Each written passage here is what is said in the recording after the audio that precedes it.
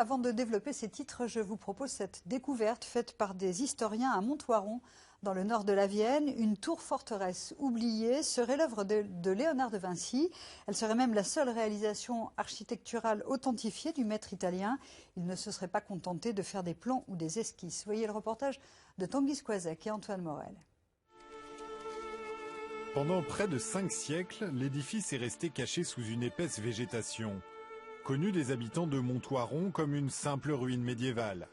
C'était en fait une tour-forteresse de la Renaissance, unique dans son architecture. Sur la tablette, on découvre une réalité augmentée qui montre la tour-forteresse de Monthoiron telle qu'elle était à l'époque. Donc on y voit les éperons.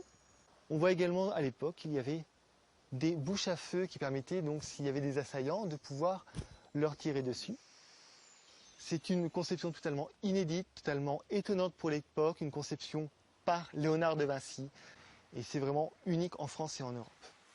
Bien avant Vauban, Léonard de Vinci aura donc inventé et mis en œuvre cette structure défensive originale, au pied d'un cylindre parfait de 20 mètres de haut sur 20 mètres de diamètre.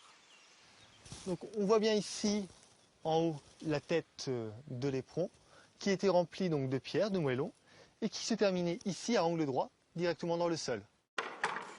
L'intérieur est encore inaccessible aux visites et pour cause, une fois passés les murs colossaux de 5 mètres d'épaisseur, on aperçoit l'ampleur du travail de restauration. Donc ici, on est vraiment au cœur de la tour, au rez-de-chaussée. Rez-de-chaussée qui est, comme on peut le voir, coiffé d'une magnifique coupole surbaissée. C'est une coupole qui est légèrement plus grande qu'une demi-sphère, donc qui est d'époque. Et il a fallu, comme on peut le voir ici, près de 10 tonnes de bois pour pouvoir l'étayer. Léonard de Vinci a passé les 3 dernières années de sa vie à Amboise, à moins de 100 km de là.